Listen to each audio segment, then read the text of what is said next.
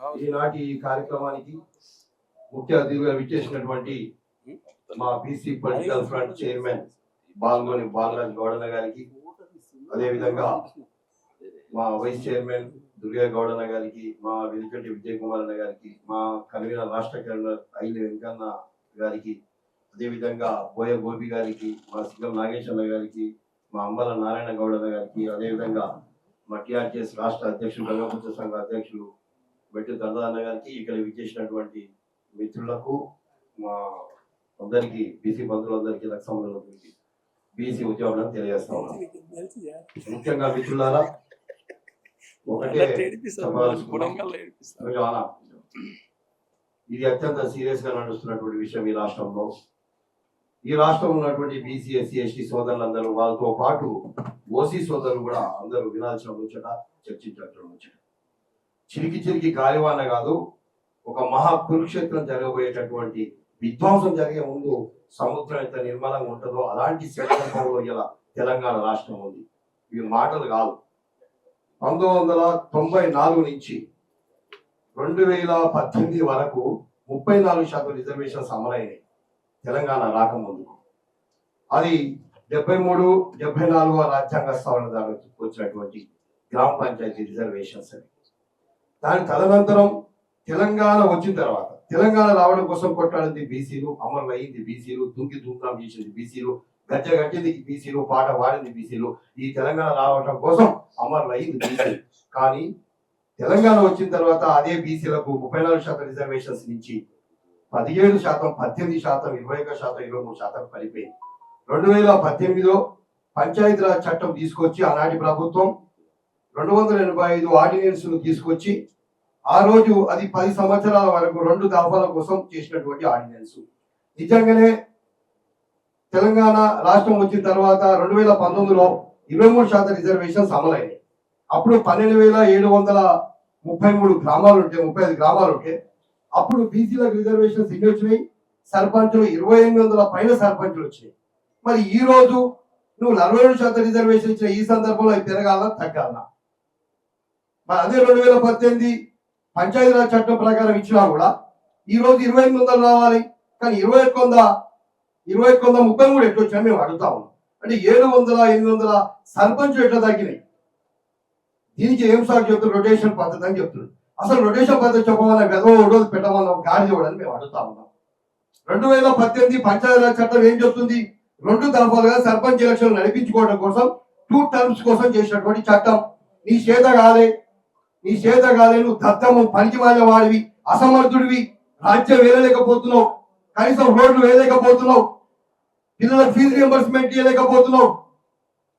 Utter flop అయినటువంటి కాంగ్రెస్ రేవంత్ రెడ్డి ప్రభుత్వం 40% Kamareddy declaration లో బీసీలకు స్థానిక సంస్థలో రిజర్వేషన్లు ఇస్తా అన్నావు కదా, మరి నువ్వు ఎందుకు ఇవ్వలేకపోయినావు? దీని వెనుక ఎవడు కుట్ర చేసింది? 2019లో 23% అమలు అయితే ఇప్పుడు 17.85% ఎట్లా పడిపోతుంది?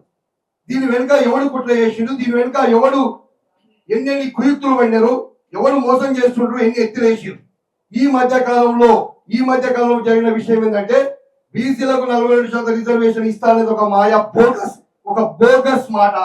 ఆ బోగస్ మాట చెప్తూ పనికి మాలిన జీవోలు, న్యాయం కాడ నిలబడినటువంటి జీవోలను తీసుకొచ్చి ఆ జీవోలు వీగిపోయేటట్టు చేసి ఈ ముసుగులో వీళ్ళు బీసీలకు రిజర్వేషన్ ఎట్లా తగ్గారని ప్లాన్ చేసిరు.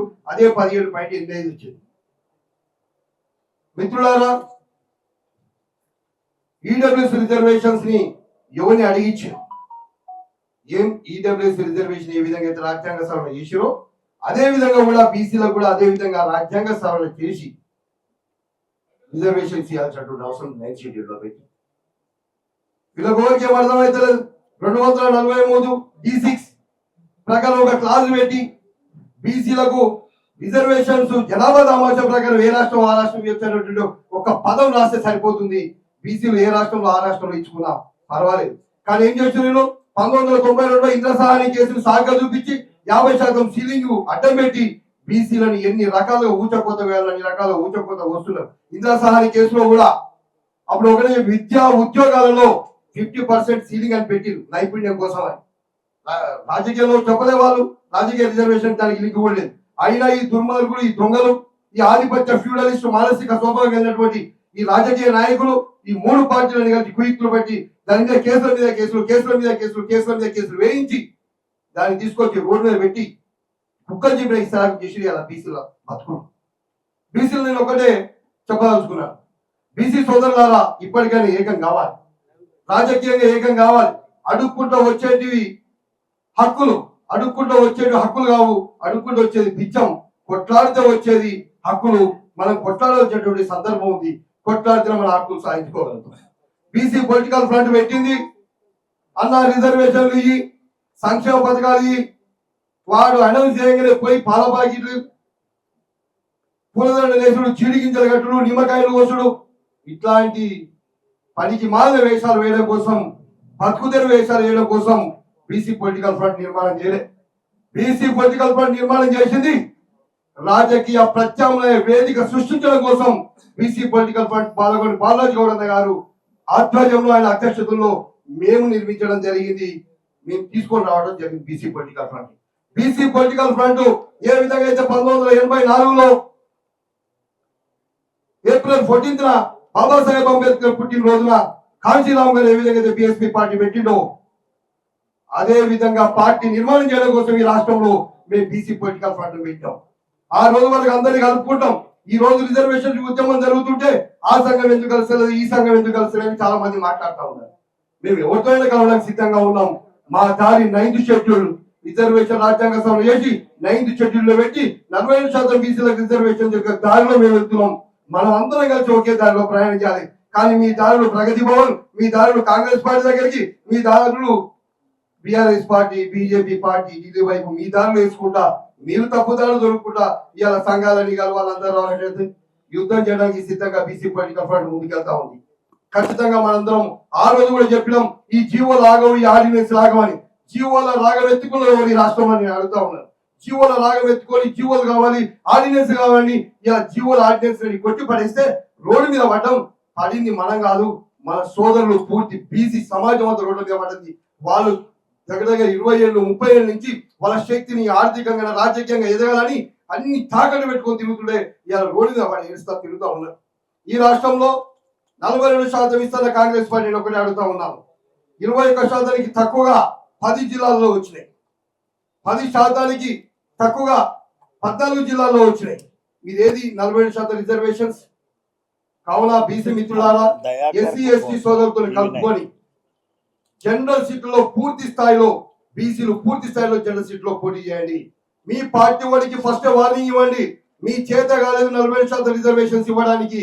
బీఆర్ఎస్ పార్టీతో కాలేదు, ఇప్పుడున్నటువంటి అధికారం ఉన్న కాంగ్రెస్ పార్టీతో కాలేదు, బీజేపీ పార్టీ దానికి ఏ పోరాటం చేయలేదు.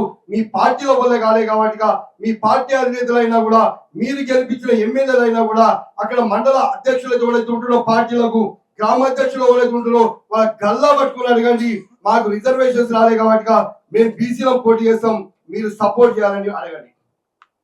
మీరు ఓటు వేసిన ఎమ్మెల్యే ఎంపీలు గల్లా పెట్టి అడగండి, ఎందుకు మా బీసీ రిజర్వేషన్ తీసుకురాలేకపోయినా అంటే చట్టం సాగు చెప్తారు. చట్టం సాగు చెప్తున్నారు కదా, మాకు మొత్తం బీసీలో మేము ఫైట్ చేస్తాం, మేము జనరల్ స్థానాల్లో పోటీ చేస్తాం, మాకు సపోర్ట్ చేయండి, అట్లయితేనే మేము ఎమ్మెల్యే గెలిపిస్తామని చెప్పి మీరు వాగ్దానం తీసుకొని పోరాటం చేసి ముందుకెళ్ళాలని తెలియజేస్తా ఉన్నారు.